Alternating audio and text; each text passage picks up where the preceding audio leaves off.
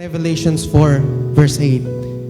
Each of the four living creatures had 6 wings and was covered with eyes all around, even under its wings. Day and night, they never stopped saying, Holy, holy, holy is the Lord God Almighty, who was and is to come. Hallelujah. Ang ating God ay eternal. Ang ating God ay sovereign. Kaya nararapat lamang siya sa papuri. Nararapat siya sa pagsamba. At ngayong araw, kung papaanong nagpuri sa Kanya, yung mga angels, kung papaanong sumigaw sila day and night ng papuri sa ating Panginoon, yun din sana ang naisin ng ating mga puso sa umagang ito. Amen? Hallelujah.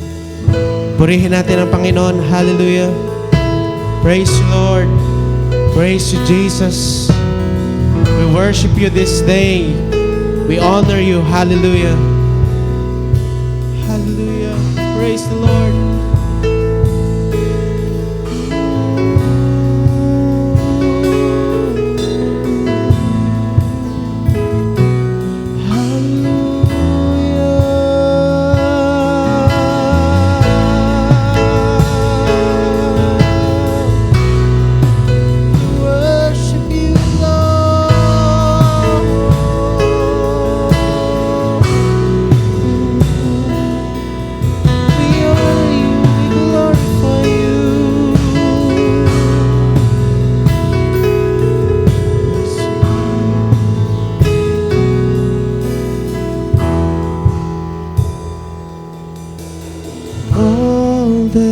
Saints and angels, they bow before your throne.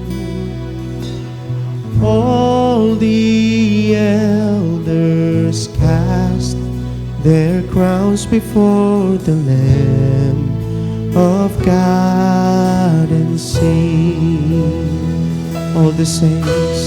All the saints and angels, they bow.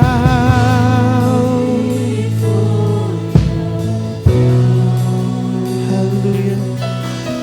All the elders cast their crowns before the Lamb of God and sing, you were worthy of it all. You were worthy of it all.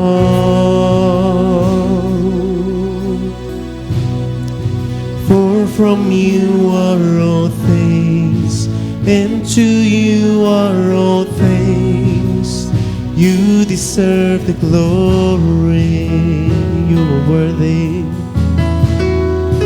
You are worthy of it all. Hallelujah.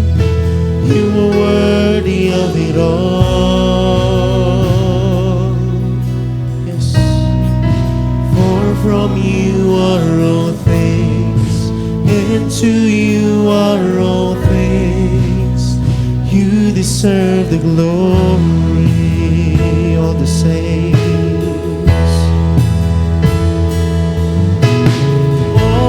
The saints and angels,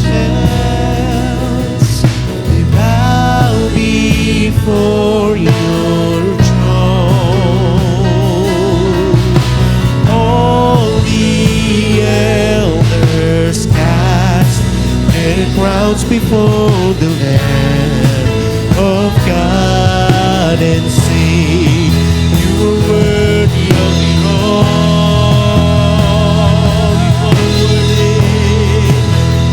Worthy of it all. Yes. For from you are all things, and to you are all things. You deserve the glory. Minsan pa, hallelujah. You are worthy of it all. Yes, you are.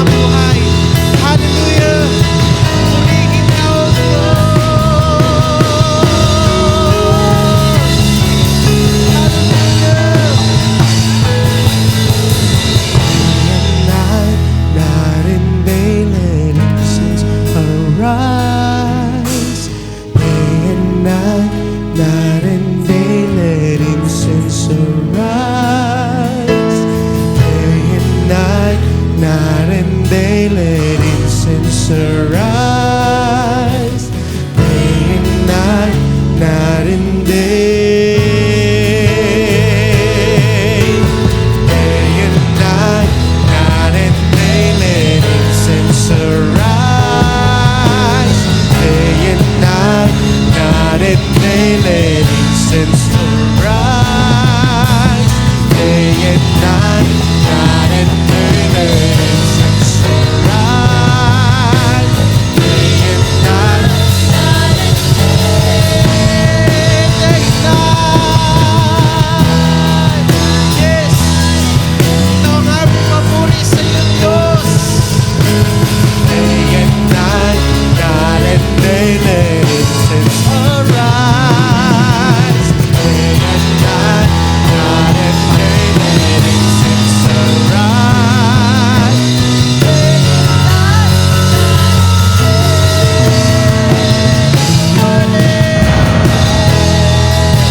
yes, Lord, you are worthy of it all.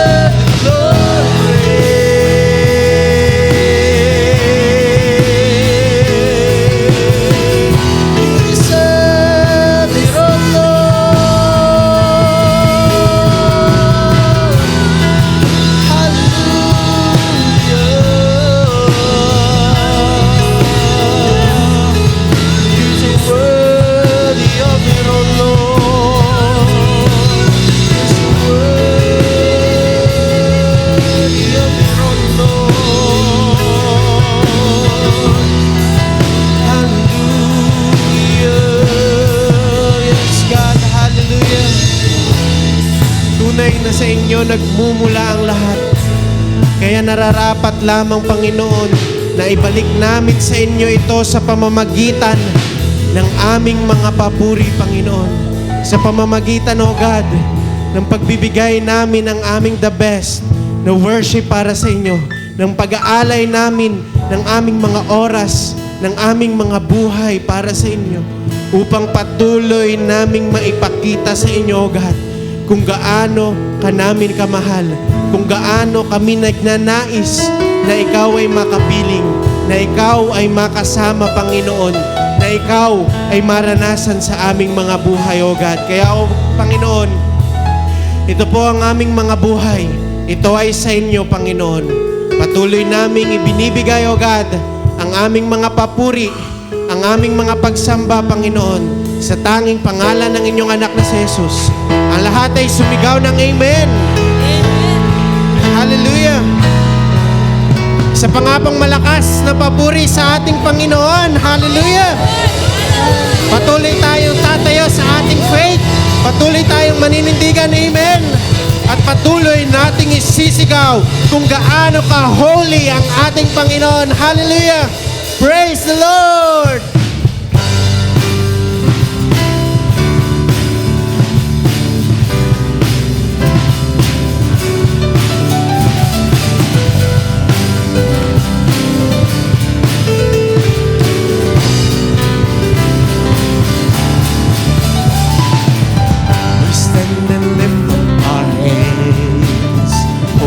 Joy of the Lord is our strength. We bow down and worship Him now.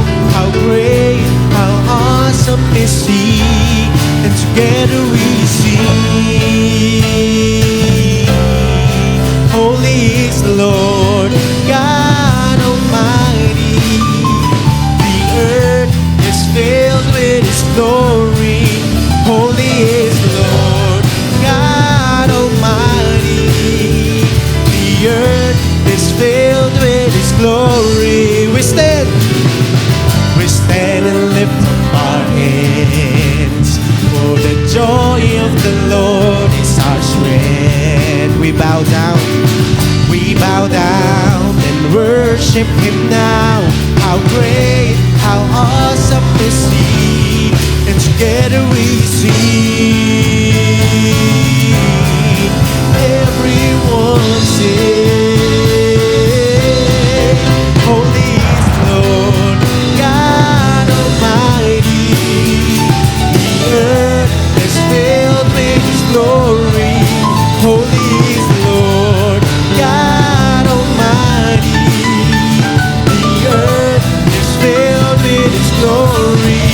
Holy is the Lord God Almighty. The earth is filled with His glory. Holy is the Lord God Almighty. The earth is filled with His glory. We stand and lift up our hands, for the joy of the Lord is our strength. We bow down and worship Him now. How great, how awesome is He, and together we sing. Everyone sing. Woo! Holy is the Lord God Almighty. The earth is filled with His glory. Holy is the Lord God Almighty. The earth is filled with His glory. Sing, holy is the Lord God Almighty. The earth is filled with His glory. Holy is the Lord God Almighty. The earth is filled with His glory. It's rising up all around. It's the anthem of the Lord's renown. It's rising up all around. It's the anthem of the Lord's renown. It's rising up all around. It's the anthem of the Lord's renown. It's rising up all around. We sing holy, holy is the Lord.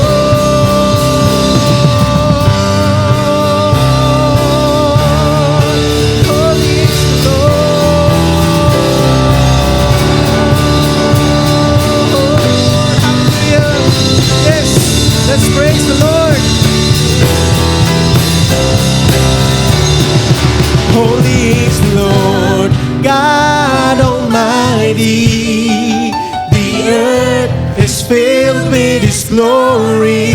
Holy is the Lord God Almighty. The earth is filled with His glory. Holy is the Lord God Almighty.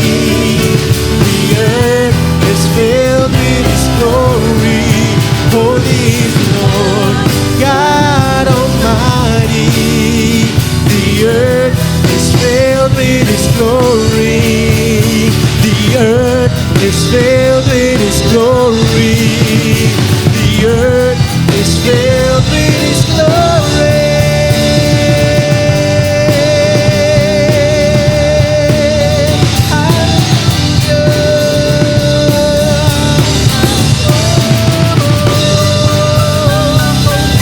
Lord God Almighty. Praise the Lord. Hallelujah.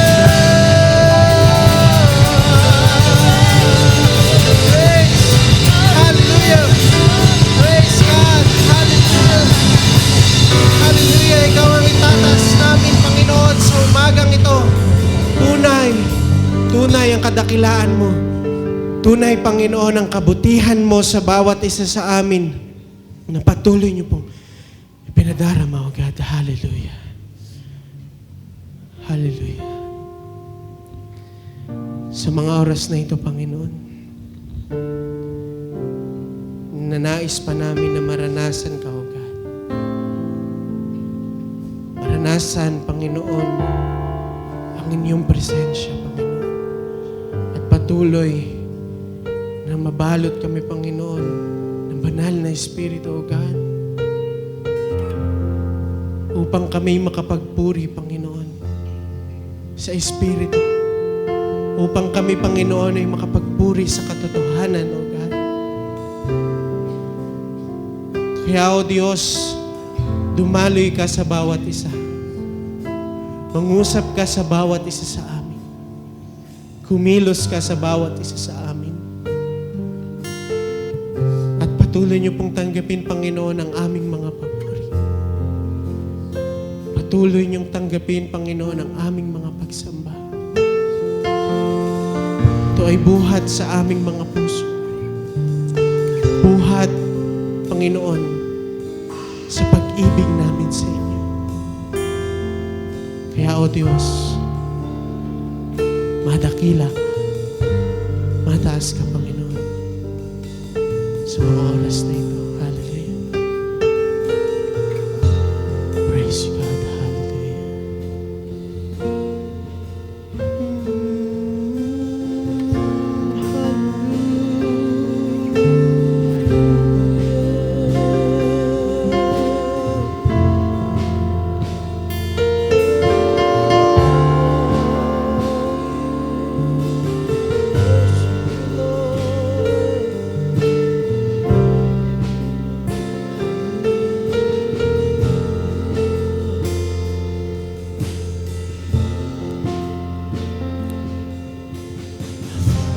Generation falling down in worship, sing the song of ages to the Lamb.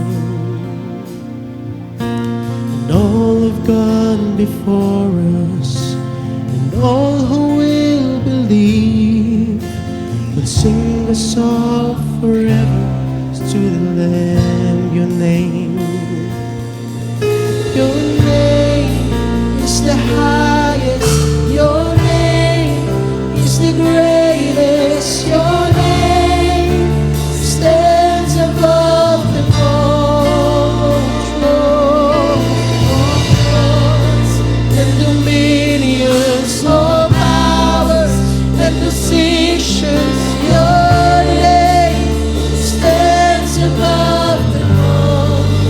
And the angels cry, holy, all creation's cries, holy, you are lifted high, holy, holy forever.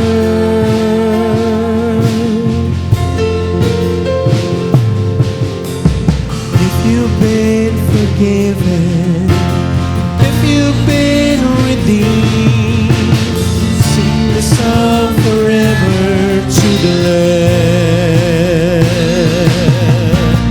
If you walk in freedom, and if you bear His name, we'll sing the song forever to the Lamb.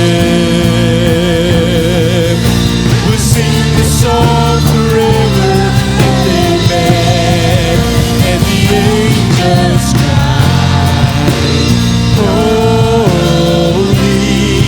all creation's cries, holy, you are lifted high, holy,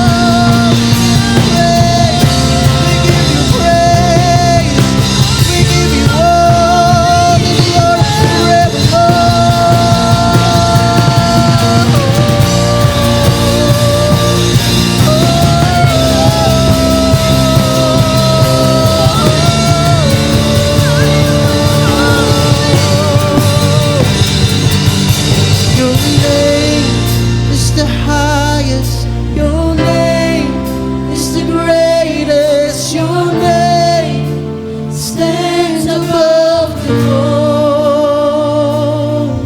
all thrones and dominions, all powers and positions. Your name stands above them all. Sing, your name is the highest.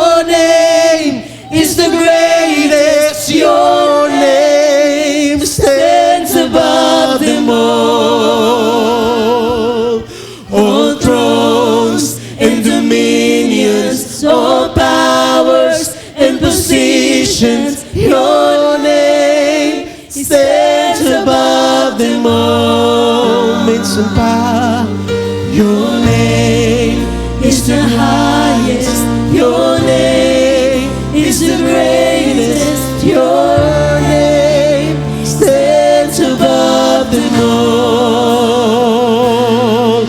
All thrones and dominions, all powers and positions. Your name stands above them all. Minsan pa we declare the name of the Lord. It's the highest. Your name is the greatest. Your name Stands above them all. all thrones and dominions, All powers and positions. Your name stands above them all.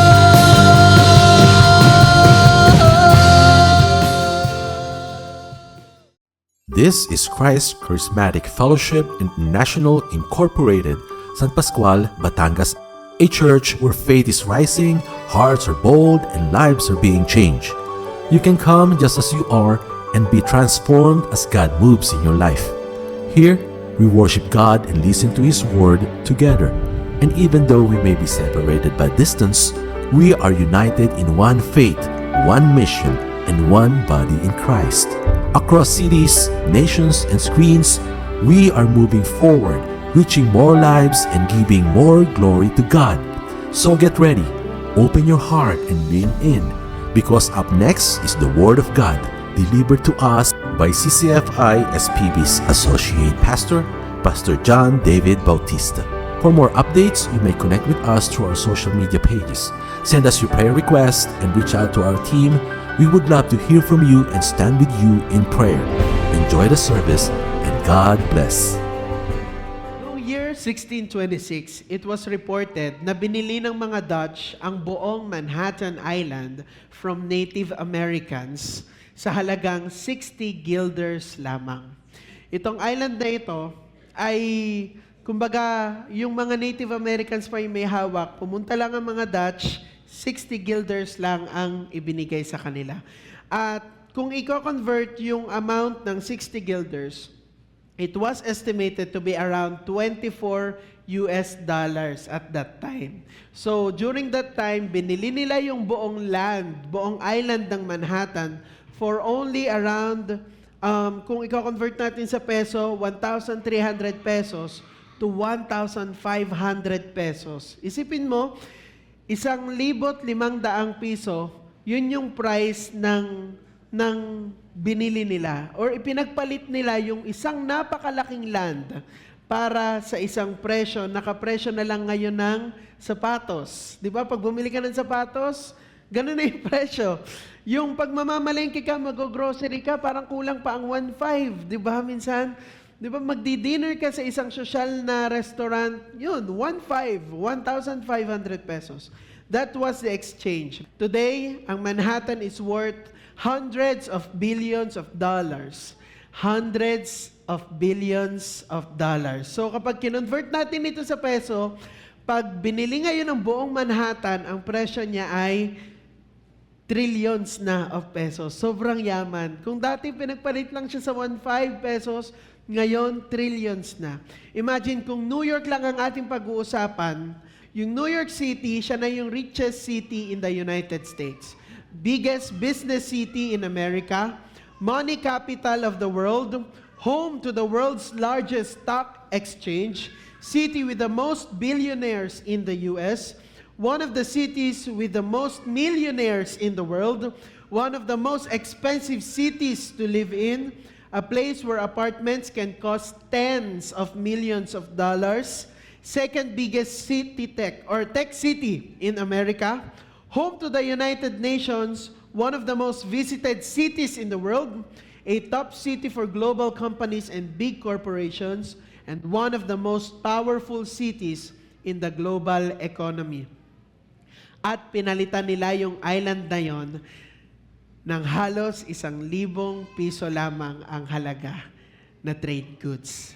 Now, ang mga historians, maybe sabi nila meron daw misunderstanding about the ownership or cultural differences. Maybe hindi nila fully naiintindihan yung mga Native Americans, hindi nila totally nagagrasp yung kung ano yung nangyayari, kung sila ba ay binudo lang or basta na lang inagaw yung lugar. But here's the point. Something that would become one of the most valuable places in the world was exchanged for something temporary.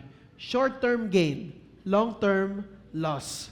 And before we judge, bago natin husgahan yung mga Native Americans, bakit kasi nila pinagpalit? Sana sila, nakipagtawaran man lang sila. Let me ask you something, kapatid. Ilang beses na ginawa mo on the same thing spiritually? How many times have we done the same spiritually?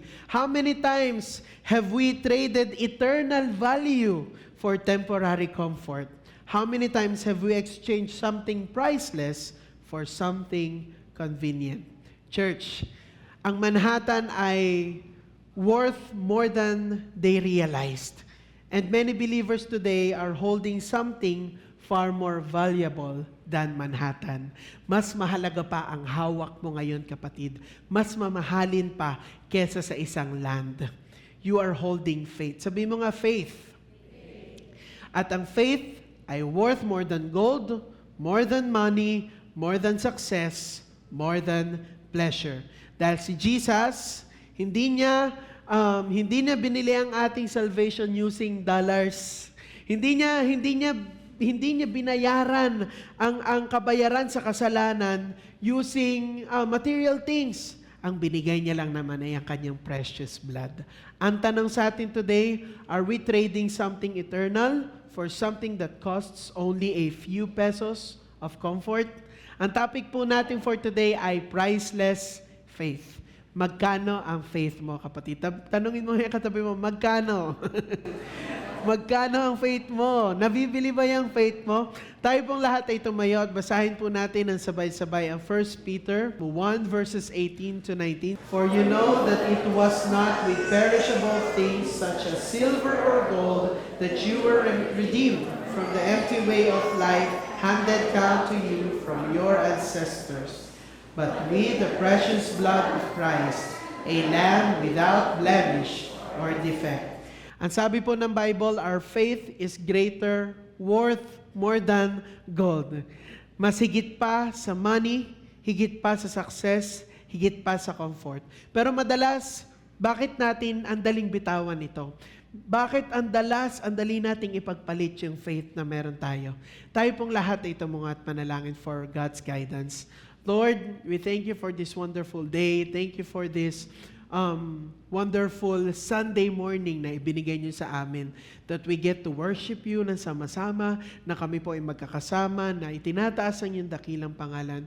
Lord, right now, patuloy po naming ibinibigay sa iyo ang aming pagtitiwala. Patuloy po kami nagsusurrender, Panginoon, sa iyong salita. At turuan mo kami, Panginoon, baguhin mo kami ngayong araw na ito, at hayaan niyo, Panginoon, na mas maging matibay ang aming pananampalataya, na maging willing kaming isurrender sa iyo ang buong buhay namin, ang aming pagtitiwala, na alam namin palaging maigi at mainam ang iyong layunin at purpose para sa aming mga buhay. Kaya Lord, ano mga pagsubok at problema ang aming kaharapin, magtitiwala kami, Panginoon, at sa iyo pa rin namin ibibigay ang papuri. Thank you, Lord. Patuloy na mangusap ka at magpakahayag ka, at ikaw lamang ang madakila. In Jesus' name we pray. Amen. Palakpakan po natin ng Lord. Maaari na po kayong umupo. Last week po, we were reminded that faith, even as small as a mustard seed, ay enough na yon. Sapat na yung binigay sa ating faith. Hindi na natin kinakailangan. Kumbaga para kay Jesus Christ, sapat na yung maliit na mustard seed. Huwag na kayong manghingi ng kung ano-ano pang pag-a-add ng faith. Ang kinakailangan natin ay maging faithful. Sinabi ni Jesus sa Matthew 17:20, He replied, because you have so little faith, truly I tell you, if you have faith as small as a mustard seed, you can say to this mountain, move from here to there, and it will move. Nothing will be impossible for you. Ang mustard seed faith ay enough. Kahit maliit lang yan. Kahit parang wala. Kahit parang konti lang at parang wala namang mangyayari dun sa aking pananampalataya. Enough yon for God to move. Enough yon para makita natin ang faithfulness ng ating Diyos. Pero here is the danger. Faith without faithfulness is not enough. Having faith for a moment is not the same as staying faithful for a lifetime. Madaling maniwala kapag okay ang lahat, madaling magtiwala kapag may blessings, madaling mag-declare ng God is good kapag smooth ang buhay. Pero ang tanong, will you stay faithful even when it's hard? Kaya mo bang manatiling faithful kahit delayed ang answer sa prayers? Kaya mo bang manatiling faithful kung ang obedience ay meron ng bayad? Kung ang pagsunod natin ay costly na or mahal ang kapalit? Many people start with faith, pero umaatras kapag may trials na. Maraming naniniwala pero nagko-compromise kapag may temptation. They believe, but only until it becomes uncomfortable. Church, hindi lang sapat ang I believe. Hindi lang sapat na sabihin lang natin, I believe, I believe. Naniniwala tayo. Oo, talagang naniniwala tayo sa Diyos. Di ba? Marami sa atin na naniniwala sa Diyos, pero bakit we are struggling to be faithful? Bakit ang hirap sumunod? Alam ko namang totoo ang Diyos, alam ko namang tapat ang Diyos, alam ko mabuti ang Diyos, naniniwala ka sa Bible, pero bakit ang hirap-hirap maging faithful?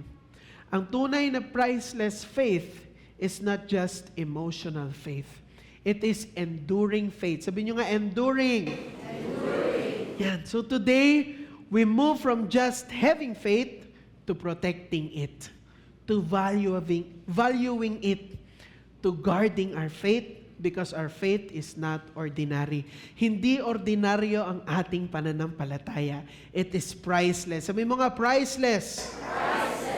Kinakailangan. And at some point in our lives, talagang ipoprove ng Diyos ang ating pagiging faithful.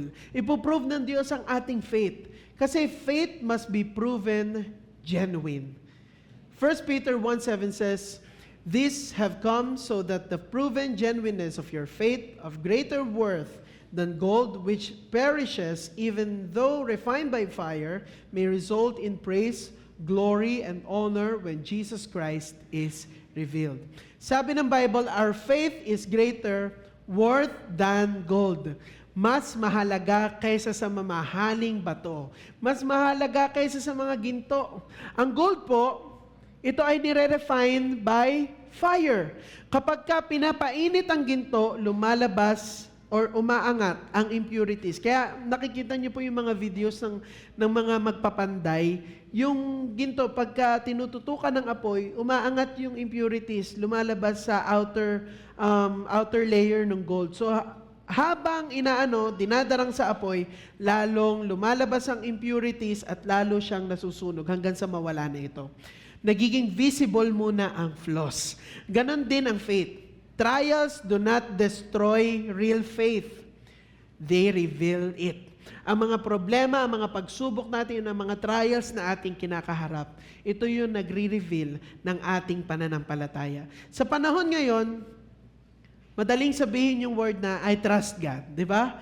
Madaling sabihin na nagtitiwala tayo sa Panginoon kasi may trabaho tayo, kapag merong savings, kapag healthy ang lahat sa pamilya, may peace ang buhay. Ang daling sabihin, I trust you, Lord. Talagang the best ka, Lord. Nagtitiwala ako sa iyo.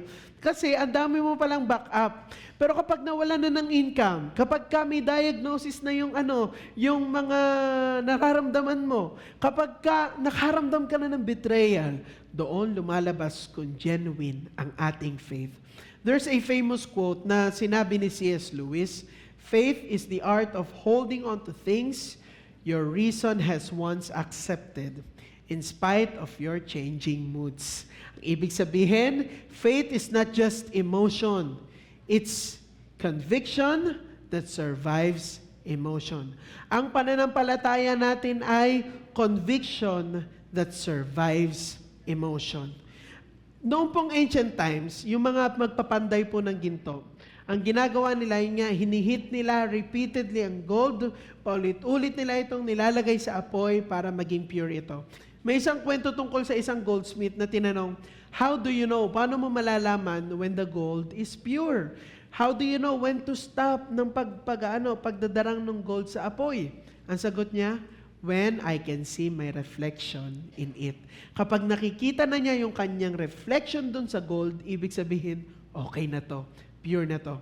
Church, minsan kaya tayo pinapadaan ng Diyos sa apoy sa mga pagsubok ng buhay, hindi para sirain tayo. Hindi para lang masaktan lang tayo, kundi para makita ang reflection ni Christ sa buhay natin. Ang tanong, sapat na ba ang pinagdaanan mo sa buhay para makita si Jesus Christ sa buhay mo? Tingnan mo nga yung katabi mo, nakikita mo ba si Christ dyan? Pag hindi, ay pakisindihan. Ay, joke lang. Huwag mo naman sindihan yung katabi mo. Baka kinakailangan pang konting darang sa apoy para mas ma-reveal si Jesus Christ sa ating mga buhay. And ang ating buhay bilang mga Kristiyano is a non-stop na growth and learning process. Amen? Kaya, kung ikaw ay follower ni Jesus Christ, you expect na talagang ilalagay ka niya sa trials. Amen? Ready ka ba? Amen? Yan. God allows trials not to burn you. Hindi para sunugin ka, but to purify you. Sa history pa lang, yung mga early Christians under Roman persecution, yung mga martyrs, ang ginagawa sa kanila, tinatapon sila sa arena na may mga leon. Tapos papanoorin sila ng mga tao, nag-cheer sila, at talagang pinapanood nila, nag-e-enjoy sila na yung mga Kristiyano, hinahabol ng leon, nilalapa ng mga leon. Ang mga Kristiyano during the Roman times, yung mga martyrs, ikinukulong at publicly ine-execute, publicly pinapatay, publicly pinapahirapan. Alam nyo, marami sa kanila na mga habang pinapatay, habang pinapahirapan, habang pinapakain sa leon, habang pinaparusahan dahil sa kanilang faith, ang mga kwento, kumakanta sila ng worship hymns habang kinakagat ng leon dito. Habang hinahati or pinag-aagawan sila ng leon na napupunit yung mga braso, kumakanta pa sila ng worship song. Di ba? Bakit? Because their faith was not cheap. Hindi cheap ang kanilang pananampalataya. It was proven genuine. Hindi nila dinenay si Jesus Christ. Tayo, konting problema lang. Konting pagsubok lang, bigay agad. Nawalan lang tayo ng ganitong bagay, nawalan lang tayo ng trabaho, tampo agad tayo sa Lord. Di ba? Nagka-problema lang sa bahay, feeling natin, pinagbagsakan na tayo, ayaw na nating sumimba. Di ba? Imagine yung mga martyrs during the Roman persecution, kung paano nila purihin ang Diyos sa kalagitnaan ng kanilang mga pagsubok. Kaya din ba natin ito? Minsan mamatay lang ang aircon, magkaroon lang ng brownout, ayaw na nating sumimba. Di ba? Uminit lang ng konti yung panahon, umulan lang ng konti. Sorry Lord, give up muna ang pagiging Kristiyano. Mga kapatid, kung tayo ay nandoon, sa time ng mga Romano ang nagre-reign, siguro hindi tayo nasa arena, isa tayo sa nakikipalakpak. Kasi hindi pala ganun yung ating faith. Huwag nating hayaan ang ating faith ay maging cheap na faith. Huwag nating hayaan ang ating faith ay ganun-ganun na lamang na kayang bilhin ng comfort, na kayang bilhin ng mga salapi. Si Dietrich Bonhoeffer po, isang German pastor at theologian, noong panahon ni Adolf Hitler at ng Nazi regime sa Germany. Noong time na yon, maraming simbahan ang natakot at sumunod na lang kay Hitler. Maraming mga pastors and church leaders sa sinabing, sige, wag na lang tayong maingay, wag na tayong lumaban, wag na nating ipaglaban ang katotohanan, basta tahimik lang tayo. May mga church leaders na nahimik para safe na lang sila. Pero si Bonhoeffer, hindi siya pumayag. Nanindigan siya na si Jesus lang ang tunay niyang Lord at hindi si Hitler. Sumali siya sa isang movement na tinatawag na Confessing Church na tumututol sa kontrol ng Nazis sa simbahan. Eventually, nasangkot siya sa resistance movement na nagbabalak patayin si Hitler. Nahuli siya noong 1943, nakulong siya, at noong 1945, ilang linggo bago matapos ang World War II, binitay siya ng mga Nazis. Isa sa mga sumikat na linya na binitawan ni pastor na ito ay, when Christ calls a man, He bids him, come and die. Hindi come and be comfortable. Hindi come and be popular. Come and die. So let me ask you, kapatid, if pressure comes, will your faith remain? Amen? Di ba? Lord, buhay na yung usapan. Sorry, hindi ko maiibigay sa iyo. Or, ang faith mo ba ay matutunaw na lamang at maglalaho, mauubos? Di ba? 1 Peter 4:16 says, however, if you suffer as a Christian, do not be ashamed, but praise God that you bear that name.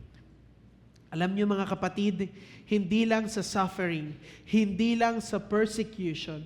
Minsan, ang fire na nagtetest sa atin, yung fire na nagpapakita at nagre-reveal ng ating faith, ay yung mismong mga blessings, ay yung mismong promotion. Hindi lang yung mga suffering sa mga pinagdaraanan natin. Minsan, yung mga success natin, which leads us to our second truth. Faith should not be replaced by cheap principle. Sabi mo nga sa katabi mo, huwag kang cheap. Huwag natin basta-basta ipagpapalit yung ating faith dahil lang, bibigyan daw ng ng ganitong amount ni boss kapag ka daw ganito ganyan. Bibigyan ng promotion. Tataas ang kita ko dahil medyo magsisinungaling ako ng konti. Huwag nating ipagpapalit ang ating faith sa mga cheap na prinsipyo. Akala natin minsan yung success sa mundo, ay yun na yun. Akala natin, yun na yung pinaka-need natin to the point na nagko-compromise na tayo. But there is so much more than fame, success, comfort, and wealth in this world. Hebrews 11:25-26 says, ito po ay tungkol kay Moses. He chose to be mistreated along with the people of God rather than to enjoy the fleeting pleasures of sin. He regarded this grace for the sake of Christ as of greater value than the treasures of Egypt because he was looking ahead to his reward. Si Moses, yung kanyang buhay, kung tutuusin, isa siyang prinsipe ng Egypt. Meron siyang power, meron siyang position, meron siyang palasyo, meron siyang wealth. Pero, hindi yun ang kanyang sinunod. Hindi yun yung kanyang desire. Iba yun nilagay ng puso ng God sa kanyang heart, sa kanyang puso. Yung faith ay inilagay ng God na sobrang matibay na siya mismo ay susunod sa layunin ng Panginoon. Kung ngayon, yung influence, yung maging influential ka, yung powerful ka, maging elite ka, or may access ka sa lahat ng bagay, verified yung account mo sa Instagram, sa Facebook, sikat ka, ang dami mong likers, di ba? Ang dami mong mamahaling mga bagay, ang sapatos, ang bag, ang kotse mo, lahat, kompleto. Yun yung Egypt natin ngayon. The wealth the world offers to us. Pero si Moses, he chose God over Egypt. He chose eternal reward over temporary pleasure. 'Di ba? Kung malalaman, pagka binabasa ko yung passages, habang nagsisimula pa lang si Moses, habang dinidiscover pa lang niya yung calling niya sa Lord, kung alam mo lang kung gaano katitigas ng ulo ng mga ililid mo. Parang gano'n, ay naku Moses, napakabait mo. Kung alam mo lang, siguro aatras ka na dyan pa lang. Pero hindi. Totoo yung kanyang pagsunod at talagang anuman ang mangyari, ibibigay niya ang buhay niya para iligtas ang bayan ng Israel palabas ng Egypt. Egypt represents the world system. At ang mundo ngayon, ang sinasabi sa atin araw-araw, mag-scroll ka sa Facebook, mag-scroll ka sa internet, lumabas ka lang, manood ka ng TV, laging ang sinasabi sa atin ng mundo, mag-compromise ka na ng konti lang naman. Wala namang nakakaalam.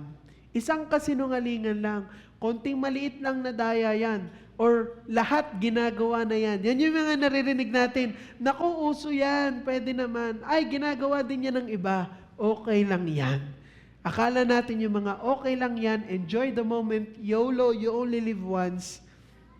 Akala natin, totoo yun. Yan ang ini-offer ng mundo sa atin. Fleeting pleasures, temporary satisfaction. Sabi po ni Billy Graham, when wealth is lost, nothing is lost. When health is lost, something is lost. When character is lost, all is lost. Character is the backbone of our faithfulness.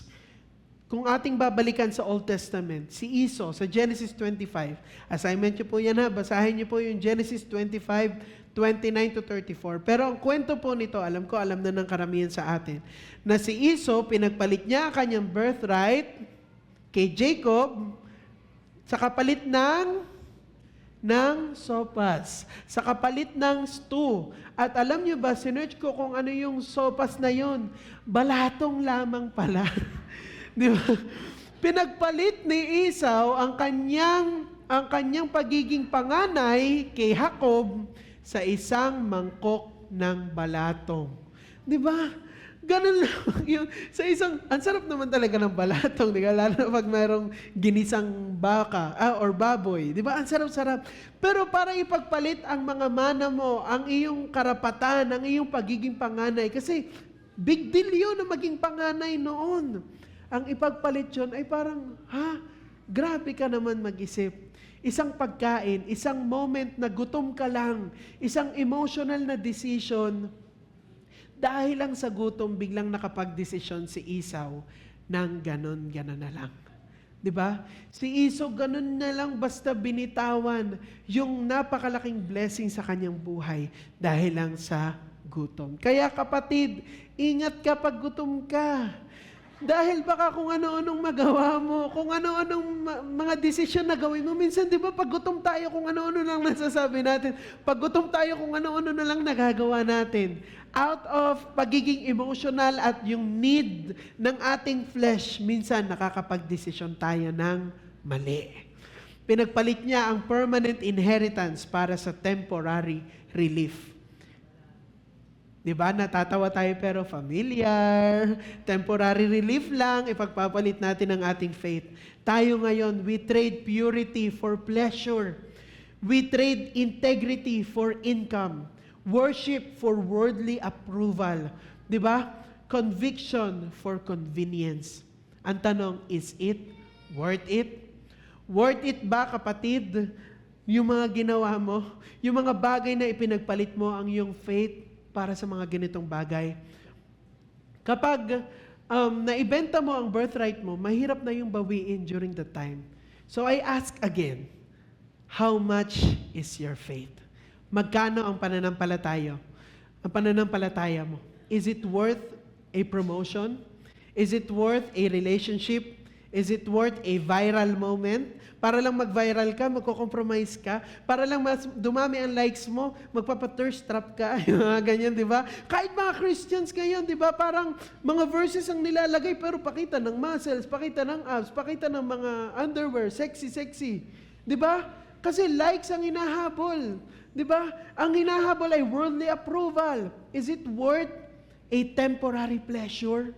Yung iyong mga bagay na ginagawa. Sabi sa Mark 8:36-37, what does it profit a man to gain the whole world and forfeit his soul? For what can a man give in return for his soul? Ganon ba kadaling ipagpalit ang ating faith sa mga bagay na makamundo at sa yaman at sa favor ng tao? Hindi natin dapat basta-bastang ipagpalit ang ating faith, mga kapatid. The reason why it is priceless ay dahil walang kapantay ang pinangbili dito. Dahil kahit gaano ka kabait, kahit gaano ka katatag at katibay bilang tao, walang saysay ang lahat if it had not been paid by the blood of Jesus Christ, the only Son of God. Kung hindi nabuhos ang dugo ni Jesus Christ sa krus, kahit gaano ka katibay, kahit gaano ka ka-patient, kahit gaano ka kagaling, sayang ang lahat, kapatid. Faith was purchased by the precious blood of Christ. Yung faith na meron tayo, hindi natin to inacquire lang dahil pinanganak ka or namana mo sa magulang mo. The faith that we have ay galing sa ating Panginoong Jesus. When He died on the cross, our faith ay naging posible na lahat ng ating pwedeng panghawakan sa Panginoon ay talagang magkakatotoo, ay talagang matibay. 1 Peter 1:18-19 says, for you know that it was not with perishable things such as silver or gold that you were redeemed from the empty way of life handed down to you from your ancestors, but with the precious blood of Christ, a lamb without blemish or defect. Kasi ang mindset ng mga Kristiyano dahil sila ng mga Israelita, dahil sila ay tagapagmana ni Abraham, dahil sila ay galing sa lahi ni Abraham, silang lahat ay blessed. Silang lahat ay deserving of all the yung mga blessing, yung mga perks ng pagiging Israelita. Akala nila yung kanilang faith ay nanggaling sa bloodline nila. But our faith comes from Jesus Christ. Amen? Hindi sila naging tagapagmana na dahil ang minana nila ay ang dugo ni Abraham. Ang minana dapat nila ay faith ni Abraham. Yun dapat ang meron sa kanila na hindi nila maintindihan. Kaya ang taas-taas ang tingin nila sa kanilang mga sarili. Hindi silver, hindi gold, hindi achievements, hindi good works, kundi precious blood ng ating Panginoong Jesus. Isipin mo yon, sa Old Testament, paulit-ulit, ang ginagawa nila, nagsasacrifice sila ng tupa or ng lamb. Every time na may kasalanan, ang ginagawa, blood atonement. Paulit-ulit ang offerings, temporary solution lang ito, panandali ang covering. At kinakailangan, pag sa sunod na kinakailangan nilang mag-offering, another lamb. Kaya sila, ang business nila, pag-aalaga ng mga tupa kasi mabenta sa church. At imagine natin kung ang church natin, para lang mapatawa tayo sa ating mga kasalanan, ako'y may dalang tupa, no? Halata mo tuloy kung makasalanan ni may dalang tupa. Mai-judge mo talaga si kapatid. Papasok sa simbahan, may dalang tupa, no? May tupa pa akong dala, oy, may ginawang masama. Pwede mong i-judge. Pero ngayon, we're so blessed. Dahil dumating si Jesus Christ at ang binigay niya ay buhay niya. When He died on the cross, siya yung final lamb. Siya yung perfect sacrifice. Siya yung enough. If not more than enough, di ba? Na sacrifice that can cover the multitudes of our sins, our weaknesses, our strongholds. Lahat ng mga problema, kahinaan, pagsubok na pagdadaanan mo, dala-dala ni Jesus Christ sa cross. Amen? Hindi na kinakailangang ulitin pa ni Jesus Christ na magpapako. Hindi kinakailangan na tayo ay magpapako na paulit-ulit, masaktan ang mga sarili natin para lang ma-feel natin na tayo ay pinatawad ng Diyos. Historically, yung pong crucifixion was one of the most brutal forms of execution in Roman times. Slow suffocation, hindi mamamatay sila dahil unti-unti na lang mauubos ang hininga nila. Matinding pagdurugo, mamamatay na lang sila kasi naubos na lang ang kanilang dugo. Yung public humiliation kasi hubot-hubad, tapos lahat ng mga tao na nanonood sa iyo, ipaparada ka, papahirapan ka sa harapan ng mga tao, ilalatigo ka, ipapako ka sa mataas sa bundok, kita ka ng lahat. At hindi ito quick death, hindi ito dignified death. Yung dinanas si Jesus Christ, it was painful, it was shameful, it was humiliating. At in-endure ni Jesus Christ lahat ng yon para sa iyo, kapatid. Sabi mo nga sa katabi mo, para sa iyo. Not for comfort. Hindi yun ginawa ni Jesus Christ para tapos na, para ako'y mapunta na sa langit after 3 days. No. Not for applause, para palakpakan ako, para purihin ako ng church in the future. No. And not for popularity. Oo, sikat si Jesus Christ ngayon. Maraming nakakakilala sa Kanya. Pero ang ginawa niya ay, kumbaga sa langit, nandun na yung lahat ng kinakailangan niya. Nandun na lahat ng, kumbaga kung ang pag-uusapan natin ay worship ng mga tao, palakpakan ng mga tao, nasa Kanya yun. Yung glory, yung power. Siya ay God. Pero binigay niya ang buhay niya para sa ating lahat. Para sa iyo, kapatid. Hebrews 12:2 says, fixing our eyes on Jesus, the pioneer and perfecter of faith. For the joy set before Him, He endured the cross, scorning its shame, and sat down at the right hand of the throne of God.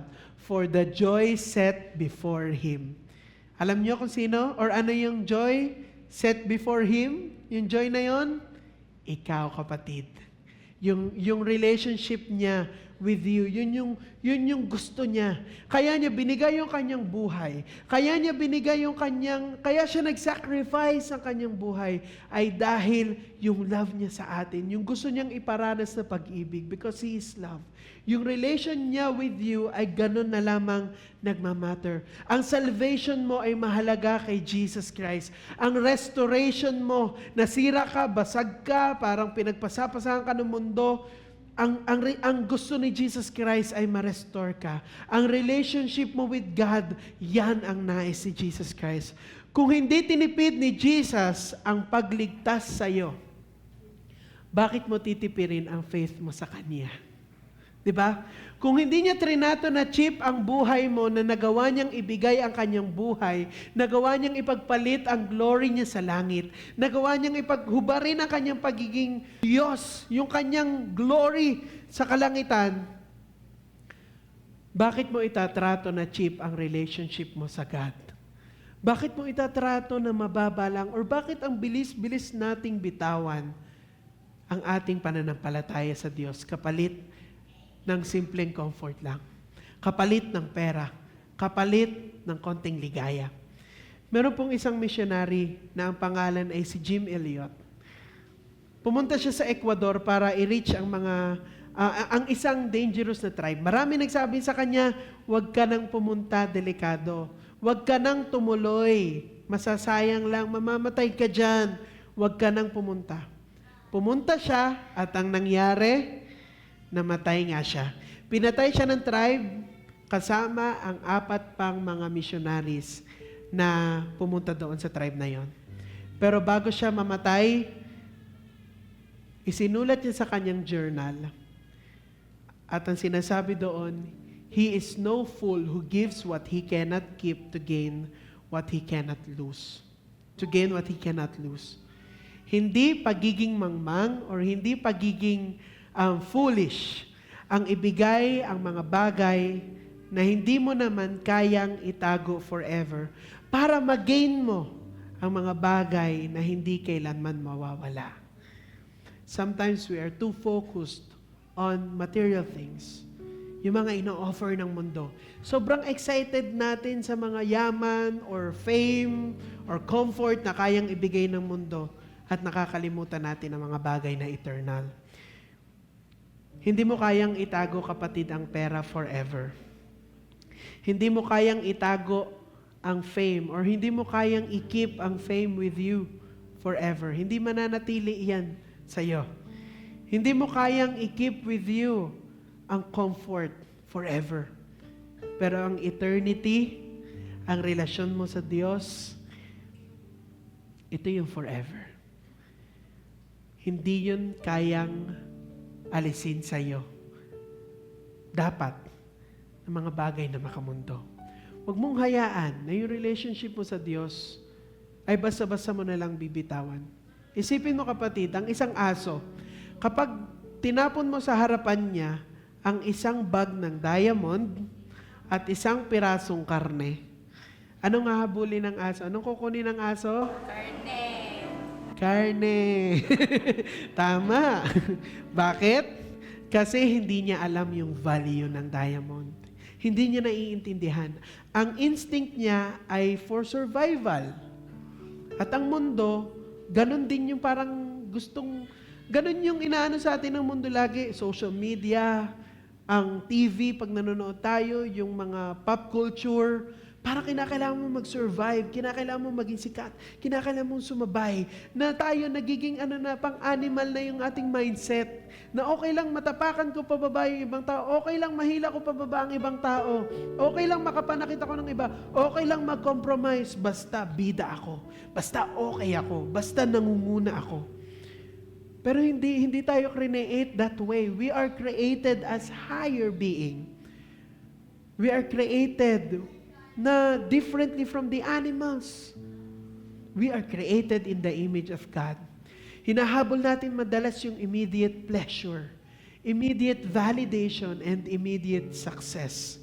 Pero hindi tayo hayop na driven lang ng impulse. Hindi ka hayop, kapatid. Hindi tayo mga animal. Hindi tayo aso na parang nakaabang lagi kung anong susunggaban natin.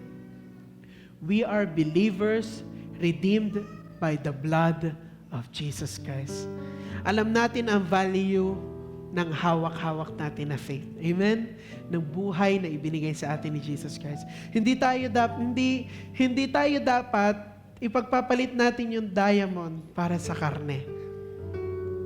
Kapatid, magkano ang faith mo? Kung may mag-offer sa iyo ng wealth, ipagpapalit mo ba ang worship mo? Kung may mag-offer sa iyo ng pleasure, ipagpapalit mo ba ang purity mo? Kung may mag-threaten sa comfort mo at sinabing, naku, masisisante ka pag di mo ginawa. Naku, malulugi ang negosyo mo pag di ka nag-compromise. Naku, hindi ka kikita pag hindi mo dinaya itong ganito, ganyan. Ipagpapalit mo ba ang conviction mo para doon? Church, faith is not for sale. Ang faith, hindi yan ibinebenta. Priceless po ang ating faith. Kasi binili ito ng precious blood of our Lord Jesus Christ. Kaya bantayan mo. Kapatid, ingatan mo. Pahalagahan mo panindigan mo ang pananampalataya mo. Not only when you are with fellow Christians, not only when you are inside the church, pero mas panindigan mo kapag mag-isa ka na lang. Mas panindigan mo sa labas dahil testimony ng Diyos mo ang daladala mo.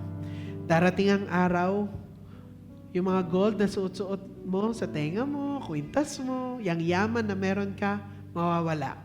Yung success, maaring ngayon, pinapalakpakan ka, pero after some years, wala na yan lahat. Yung pleasure na meron ka, mawawala rin yan. Pero ang faith mo, kung mananatili kang faithful, it will result in praise, glory, and honor when Jesus Christ is revealed. At yan ang tunay na priceless. Kapatid, panindigan natin ang ating pagiging Kristiyano. Ilaban po natin at hayaan natin mag-glorify ang Diyos sa ating mga buhay.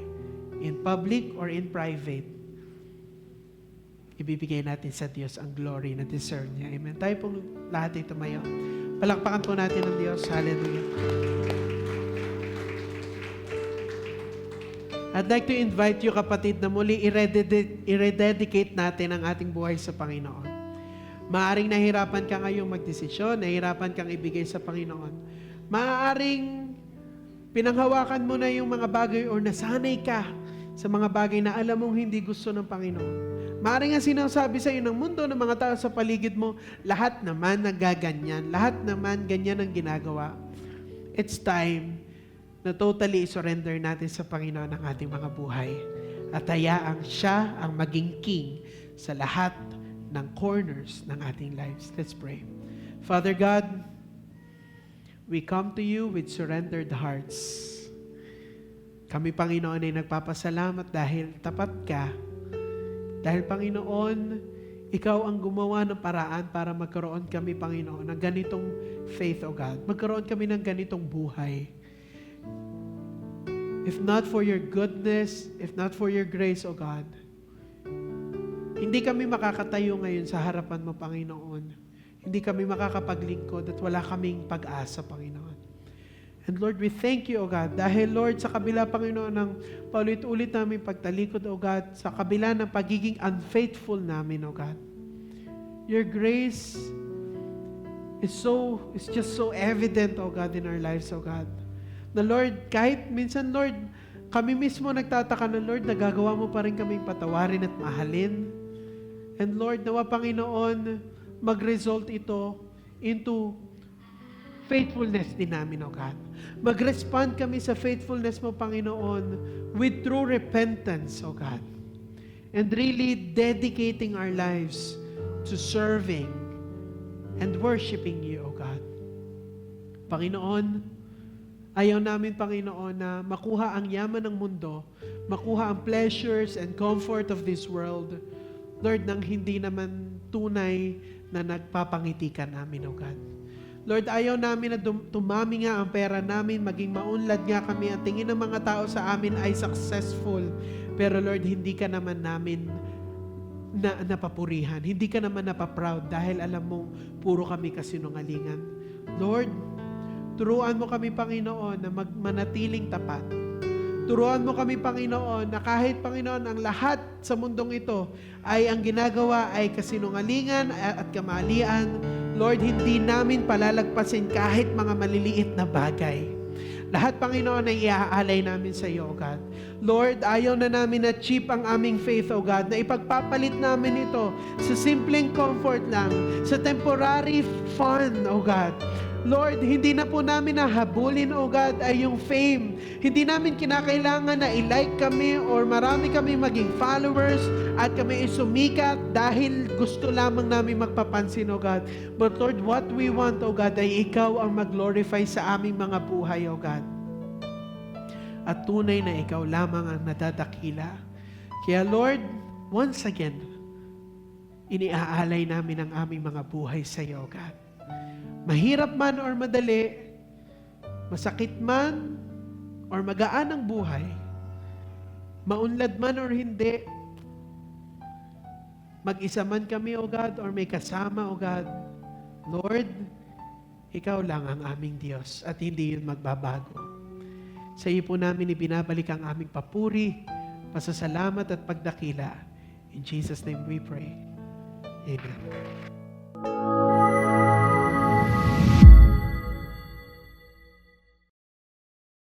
Mananatili pa ba tayong faithful kung tayo ay may problems, may hinaharap tayong mga pagsubok, or dumadanas tayo ng financial problem sa ating tithes and offering?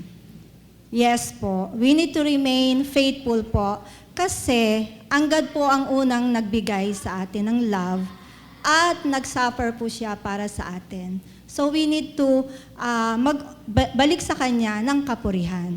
Today, as we prepare to give our tithes and offering, let us remember that giving is not just an obligation. It is an act of worship. In Malachi 3:10, the Lord says, "Bring the whole tithe in the storehouse, and see if I will not throw open the floodgates of heaven and pour out so much blessing." This reminds us that we give faithfully. We are trusting God as our provider.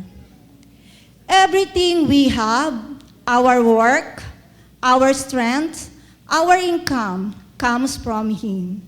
When we give our tithes, we are simply returning to God what already belongs to Him. When we give our offering, we are experiencing and expressing our gratitude and love.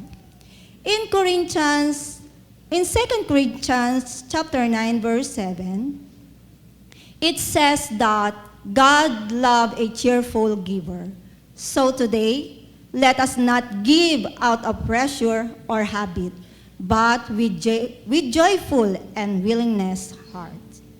As we give, let us declare, "Lord, I trust you. You are my source. I honor you with my giving." May our tithes and offering be a sweet offering unto the Lord, and may He continue to bless and use this charge for His glory. Tayo po magbigay sa ating Panginoon.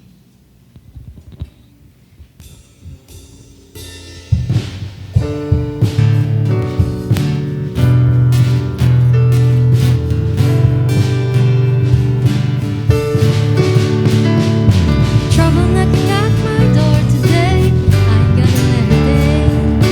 Worry wanna steal my joy away. I ain't gonna let it win. 'Cause on my best day, I'm a child of God. On my worst day, I'm a child of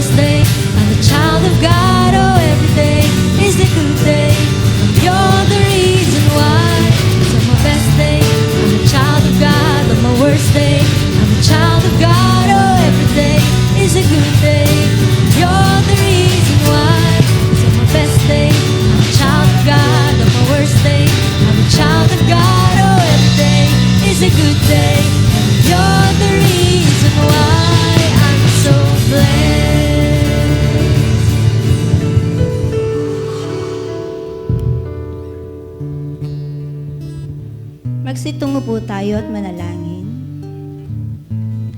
O Ama, makapangyarihan sa lahat, nagpapasalamat kami sa pagiging isang Diyos ka namin, O God. Salamat po, O Diyos, sa mga kaloob sa umagang ito. Pagpalain niyo po ang bawat isa, Panginoon. Dalangin ko po na patuloy niyo pong i-bless ang bawat isa at ibuhos po, Panginoon, ang masaganang pagpapala. Dinadalangin namin, O God, na mga pagpapalang ito ay maging mas bangong samyo, Panginoon, sa inyong harapan at maging karapat-dapat ito, Panginoon. Dalangin po namin sa inyo, O God, ang mga kapatiran namin na wala pong trabaho sa mga oras na ito, kayo po ang mag-provide para sa kanila. Ganon din naman po ang bawat isa na kumikita na, Panginoon. Lalo po ninyo silang papagyamanin po, Panginoon, at patuloy na magamit sa gawain ng pagbibigay. Patuloy niyo po ibigay sa aming puso't isipan na maging faithful kami, Panginoon, sa pag-iika po namin sa inyo. Dahil kayo ang Diyos na unang nagbigay ng pagmamahal sa amin. Ginagawa po namin ang lahat ng ito dahil mahal po namin kayo. Kaya, O Diyos, marapat na sa inyong papuri ang pagsamba at pagluwalhati sa pangalan ni Jesus. Amen.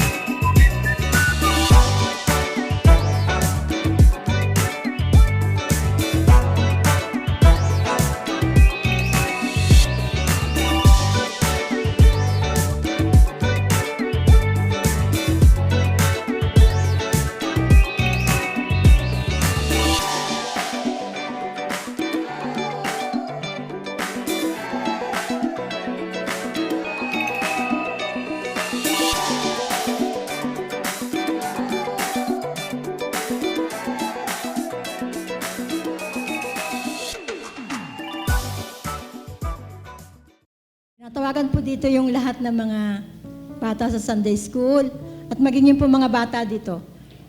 At maging yung mga teacher po. Atin po silang ipapanalangin.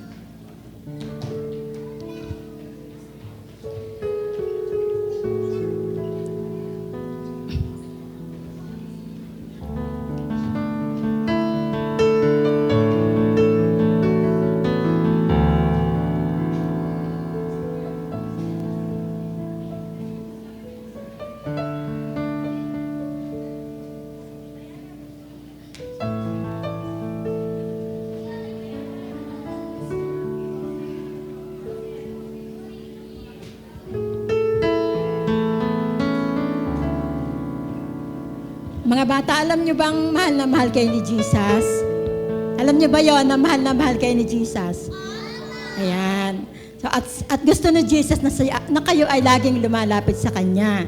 Pakinggan niyo yung sinasabi. Sige, pakinggan niyo yung sinasabi sa Matthew 19:14. Ang sabi dito, sinabi ni Jesus, hayaan ninyong lumapit sa akin ang mga bata. Huwag ninyo silang pagbawalan sapagkat ang mga katulad nila ang mapapabilang sa kaharian ng langit. Ipinatungan niya sa mga bata ang kanyang kamay at pagkatapos siya ay umalis. Yon, narinig niyo na gusto ni Jesus na kayo ay laging lumalapit sa Kanya. Paano ba kayo lumalapit sa Panginoon? Sa pamagitan ng pagpipray. Yan, kaya tayo ay mananalangin. So atin pong iunat yung ating mga kamay sa mga bata, atin po silang ipanalangin. Hallelujah. Panginoon, maraming pong salamat, O Diyos, sa kabutihan mo po, Panginoon, at sa pagmamahal mo po, Panginoon, sa mga batang ito. Nagpapasalamat din kami, Panginoon, sa Sunday School at sa mga teacher, Panginoon, na patuloy mong ginagamit upang ang mga batang ito ay maturuan sa iyong mga salita. Patuloy nilang maranasan, Panginoon, at maunawaan, Panginoon, ang iyong pag-ibig, O Diyos. At maging, Panginoon, dalangin namin na nawa yung mga bawat salita mo na pinag-aaralan nila sa bawat linggo, Lord. Nawa po, Panginoon, sa mga bata nilang isipan ay maunawaan nila ng lubusan ito at maipamuhay nila, Panginoon. Dalangin namin, Panginoon, na nawa mula sa kanilang edad na ito, Panginoon, maunawaan nila, Panginoon, yung mga mali, yung mga tama, Panginoon, na dapat nilang gawin at yung mga mali na dapat nilang iwasan, O God. Panginoon, dalangin po, Panginoon, sa mga teacher, Panginoon, na patuloy mo sila, Panginoon, pagtibayin yung kanilang mga commitment, Panginoon, yung pagmamahal nila, Panginoon, sa mga batang ito, O Diyos, at magamit mo sila ng lubusan, O God, upang ang mga batang ito ay lumaki na may lubos na pagkilala, pagmamahal, Panginoon, at pananampalataya sa iyo, Panginoon. At Lord, dalangin ko din po, Panginoon, ang mga batang ito na, yung mga bata, Panginoon, na wala dito yung kanilang mga magulang, nawa, Panginoon, yung mga buhay nila, Panginoon, ng mga batang ito, Panginoon, ay magamit mo, Panginoon, upang yung kanilang mga magulang ay maakay din, Panginoon, at lumapit at manampalataya sa iyo, O God. Lord, yung mga batang wala dito, O Diyos, na kung ang dahilan ay karamdaman, Lord, pagalingin mo po sila. Hipuin mo po, Panginoon, ay yung mapagpalang kamay, ang kanilang mga ulo hanggang talampakan, O God, at pagalingin mo po sila, O God. Lord, dalangin ko din po, O Diyos, yung mga pangangailangan nila sa pag-aaral, sa tahanan, Panginoon, yung katalinuhan, Panginoon, nila, ipagkaloob mo po sa kanila, Panginoon, na hindi sila magiging hulihan, kundi, Panginoon, sila ay mananatiling nasa unahan, O God. Lord, salamat po ng marami, O Diyos, at dalangin ko po, Panginoon, anuman po, Panginoon, ang mga pangarap ng mga batang ito, Panginoon, yung mga ninanais ng kanilang magulang para sa kanila, ipagkaloob mo po, Panginoon, at maabot nila, Panginoon. Salamat po ng marami, ibinabalik po namin sa iyo lahat ng kapurihan, lahat ng pasasalamat sa tanging pangalan ni Jesus, na aming Panginoon at tagapagligtas. Amen.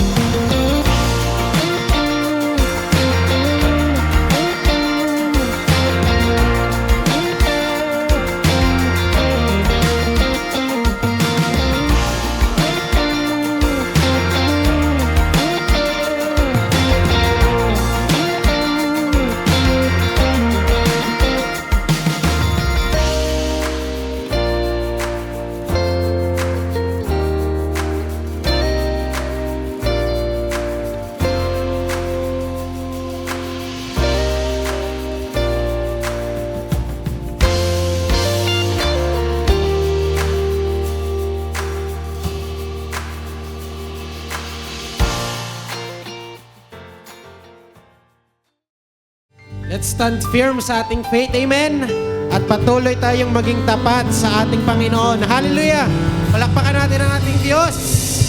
Praise you, God. Woo!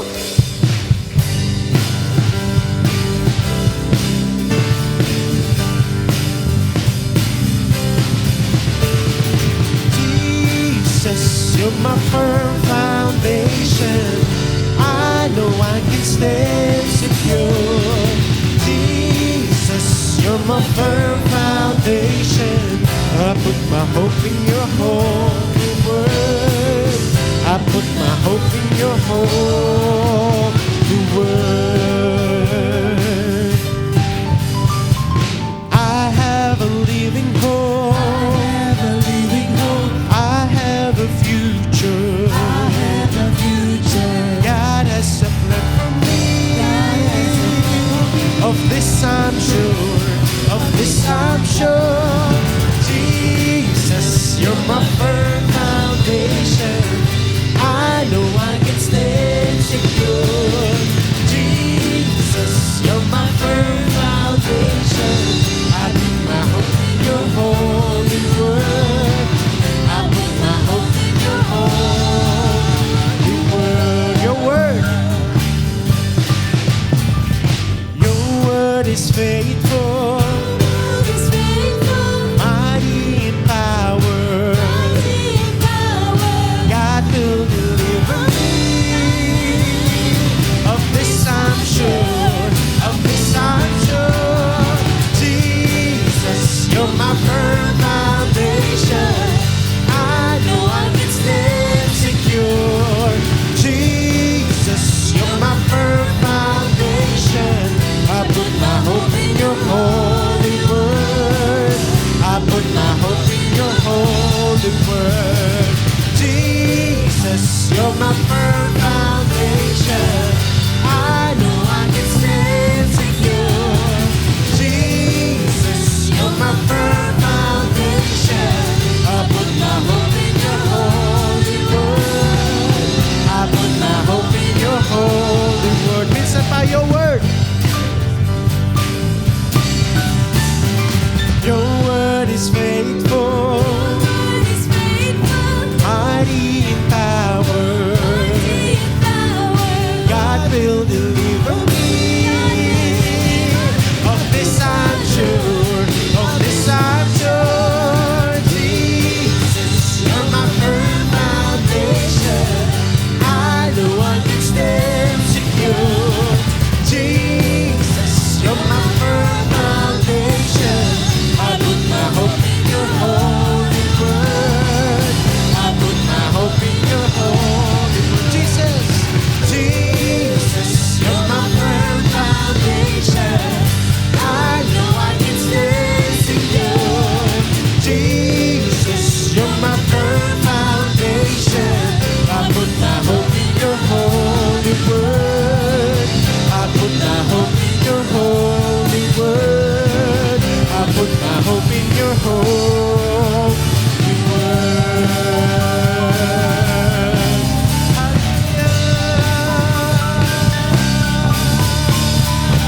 Praise the Lord. Hallelujah.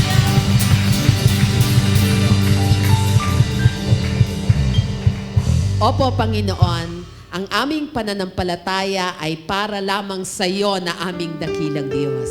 Sa iyo na aming tapat na Panginoon na nagmahal sa amin, nagbigay ng kanyang buhay, na ang pagmamahal, Panginoon, sa amin ay napaka-genuine. Alam namin, Panginoon, ang lahat ng mga papuri, pagdakila namin sa iyo sa umagang ito ay nararapat lamang sapagkat tunay na dakila ka. Tunay na karapat dapat, Panginoon, ibigay sa iyo ang lahat ng papuri, Panginoon, sapagkat ikaw ang Diyos na makapangyarihan sa lahat at walang makapapantay sa iyo, Panginoon. Salamat, Panginoon, sa umagang ito na muli ay pinaalala mo sa amin na sapat na ang pananampalataya na ibinigay mo sa amin para sa lahat ng mga pagsubok, para sa lahat ng mga circumstances sa buhay namin, na kaya naming harapin ang lahat ng ito sapagkat ikaw ang aming firm foundation, sapagkat ikaw ang nagbigay sa amin ng pananampalataya na yon. Ang kinakailangan lang namin na yung mga anak ay maging tapat sa iyo, ang sumunod sa iyo. Hindi kami, Panginoon, makikipag-compromise, hindi magiging cheap chip ang aming pananampalataya sapagkat Ikaw na Diyos namin na naglaan ng Kanyang buhay para sa amin, kailanman ay hindi naging chip para sa amin, Panginoon. Kaya dakilang Diyos, sa mga panahon na kami nanghihina, ang dalangin namin, O Diyos, ay ang kalakasan na nagmumula sa iyo. Sa panahon, Panginoon, na nahihirapan kami magdesisyon, O Diyos, ang katalinuhan, ang wisdom na nanggagaling sa iyo, ang ipagkaloob mo sa aming mga anak para mapili namin ang tama. Katatagan, courage, Panginoon, sa mga panahon na dumaraan kami sa mga pagsubok, na manindigan kami, Panginoon, na Ikaw ang aming Diyos at sa iyo kami susunod. Sa mga panahon na walang nakakakita sa amin, Panginoon, patuloy kaming magiging holy. Sa mga pagsubok na aming pinagdaraanan, O Diyos, alam namin, Panginoon, na dumarating lamang ang lahat ng ito para makita yung image mo sa amin. Kaya, Panginoon, patuloy kaming magiging tapat sa iyo na aming Panginoon sapagkat karapat dapat kapaglaanan ng katapatan ng iyong mga anak. Ang holiness na meron kami, Panginoon, na hindi din amin, kundi sa iyo, O Diyos. Kaya nawa, Panginoon, patuloy ka mag-glorify sa buhay namin, may nakakakita man o wala. Salamat, Panginoon, sa lalaki na yung ginamit sa umagang ito. Salamat sa mga music ministers na ginamit mo sa umagang ito. Salamat sa iyong mga anak na nag-welcome, Panginoon, para sa lahat ng mga dumating. Salamat sa mga anak mo, Panginoon, na nagturo sa mga bata, sa mga nag-exhort, sa mga nanalangin, Panginoon. Salamat sa kanilang lahat sapagkat sila'y pinagdaluyan ng pagpapala na nagmumula sa iyo, Panginoon, at na-bless ang bawat isa sa amin. Kaya, Panginoon, i-bless mo rin sila, Panginoon, ng mas marami pa pong beses. At maging ang mga anak mo na dumalo sa umagang ito, Panginoon, anuman ang kanilang mga dinadala, nakikita mo yan, Panginoon. Nakikita mo ang laman ng kanilang puso, nakikita mo ang laman ng kanilang mga isipan. Panginoon, yakapin mo sila, O Diyos, at ipadama mo sa kanila na meron kaming isang Diyos na tapat, isang Diyos na nagmamahal sa amin, isang Diyos na hindi kami iiwanan. At Heavenly Father, alam namin, Panginoon, ang lahat ng pinaplano ng church na ito, Panginoon, para sa pagbili ng lupa, para sa pagtatayo ng bigger church, O God. Alam namin, Panginoon, na nasa yung mga kamay na yan, O Diyos. At buong pananampalataya kaming naniniwala na ipagkakaloob mo yan sa amin at the right time, O God. Tulutan mo lang, Panginoon, na patuloy kami na yung mga anak ay maging tapat sa iyo hanggang sa iyong pagdating. Mga kapatid, kung meron kang heart's desire, kung meron kang panalangin sa Panginoon, ipanalangin mo yan, ilapit mo yan sa Kanya, at siya ay nakikinig sa iyo.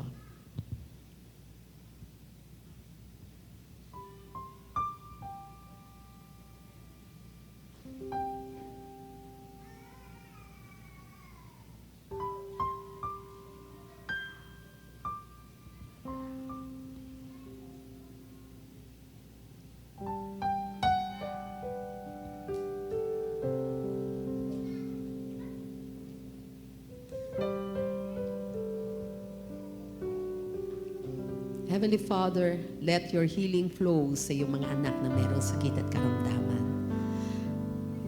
Pagpapala sa lahat ng aspeto ng iyong buhay ang aming hinihiling, O God.